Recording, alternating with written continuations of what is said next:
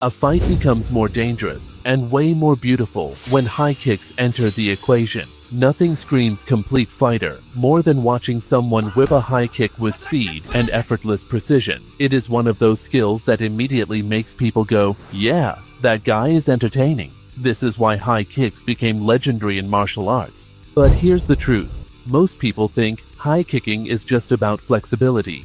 Wrong. Being able to throw your leg onto a table during stretching means absolutely nothing if your kick collapses in combat. Real high kicking is a mix of mobility, hip explosiveness and elasticity, balance and recoil speed, coordination and full body synchronization all working together at once. And today we're breaking down the complete science behind fast, powerful and combat-effective high kicks. Focus until the end. Let's understand the different physical qualities behind elite high kicking. The first and most obvious quality is mobility and active flexibility. A high kick requires the hips to move freely through extreme ranges of motion while remaining stable and controlled. Elite kickers do not simply throw the leg upward with momentum, they guide the movement actively with muscular control. The next essential quality is explosive hip rotation. High kicks are rotational weapons. The feet drive into the ground, the hips ignite rotation while the torso transfers energy, and the leg releases the strike explosively. Without explosive hips, kicks lose speed and impact. The other major quality is elasticity. Elasticity is the body's ability to store and release energy rapidly through the muscles and connective tissues, creating sharp kicks that feel sudden and difficult to react to. Before explosive kicks are launched, the body often compresses slightly through pivots, chambers, stance transitions, or rotational loading. Energy becomes stored briefly before being released violently through the kick. This creates the famous whip effect seen in elite martial artists. Structural strength is an extremely important quality as well. Some fighters may not appear extremely explosive, yet their kicks feel incredibly dense and heavy upon impact. This often comes from structural integrity. The standing leg stabilizes the body, the core transfers force, and the body remains connected during collision. Explosive strength is equally critical. High kicks require rapid force production. The nervous system must learn how to release force violently on command. Fighters with high explosive strength create kicks that accelerate rapidly and arrive unexpectedly. Another crucial quality is balance and stabilization. Most beginners focus entirely on the kicking leg while ignoring the standing leg. But the support leg controls all of balance, posture, stabilization, and rotational support. That's why elite martial artists develop ankle stability, glute strength, tendon integrity, and foot control so the body remains anchored during violent rotation. Finally, and perhaps the most important quality of all, is synchronization. The most devastating high kicks occur when the entire body functions as one connected system. Now let's understand the most effective methods to develop these qualities. Starting with active flexibility development. One of the most effective methods is controlled leg raise training. Instead of forcing flexibility passively, the focus becomes teaching the hips and core to actively control extreme ranges of motion.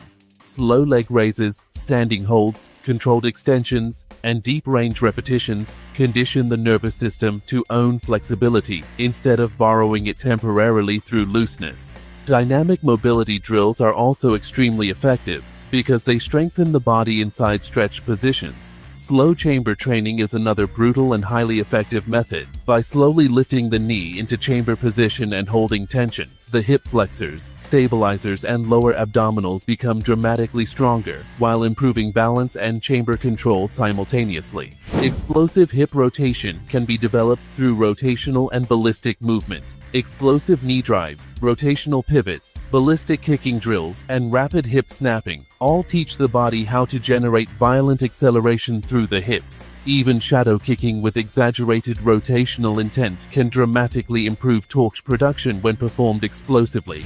Elasticity can be developed through reactive and rebound-based training. Drills like ballistic leg swings, explosive switch kicks, and plyometric movements condition the muscles and tendons to store and release energy rapidly, like compressed springs. Structural strength requires training the body to remain connected under force. Single leg stabilization drills, slow kicking practice, pivot holds, and isometric kicking positions strengthen the standing leg while reinforcing structural integrity during explosive rotation. This allows the body to remain balanced, connected, and efficient during violent movement. Explosive strength is developed by teaching the nervous system to release force instantly. Short explosive kicking rounds are extremely effective for this purpose. Rapid kick bursts, explosive shadow kicking, and fast recoil training condition the body to produce force violently, while recovering quickly for repeated attacks. Training relaxation is also essential for kicking speed. Many beginners kick with excessive tension, which slows acceleration and kills fluidity. Elite kickers stay relaxed during most of the movement, then create tension only during impact and stabilization, before relaxing again immediately afterward. This creates whip-like acceleration, smoother movement, sharper kicking speed, and faster recoil. And for synchronization training, drills like full-body flow kicking, slow-motion kick practice, and technical shadow sparring teach the body how to coordinate the hips and core, standing leg and posture, and recoil into one connected system. For practical application, train this 3 to 4 times per week and structure the sessions like this. Start with mobility and active flexibility work, dynamic mobility drills, slow leg raises, and controlled chamber holds for 3 to 5 sets using slow controlled repetitions and extended tension. Focus on owning the range rather than forcing it. Control the movement and build active flexibility. Then move into explosive hip rotation and elastic power training, explosive pivots, ballistic kicking drills, explosive switch kicks, and plyometric movements for short explosive rounds. 10 to 20 seconds of maximum explosive effort works extremely well for this purpose. Then develop structural strength and stabilization, single leg balance work, pivot holds, isometric kicking positions, and slow controlled kicking repetitions for 20 to 40 second sets, or controlled technical reps. And finally, finish with synchronization and combat application, flow kicking, technical shadow sparring, setup combinations, and slow motion technical practice for multiple technical rounds. Focus on connecting the entire body into one coordinated system. The standing leg stabilizes, the hips rotate explosively, the core transfers force, and the recoil returns instantly without losing balance. Don't rush toward flashy kicks. Increase control before speed, develop stability before explosiveness, and eliminate energy leaks before chasing power. And the crucial component out of all of this is that the more mechanically efficient and synchronized the body becomes, the more dangerous the kick becomes. Make sure to hit the like and subscribe buttons. See you next one. And warrior salute.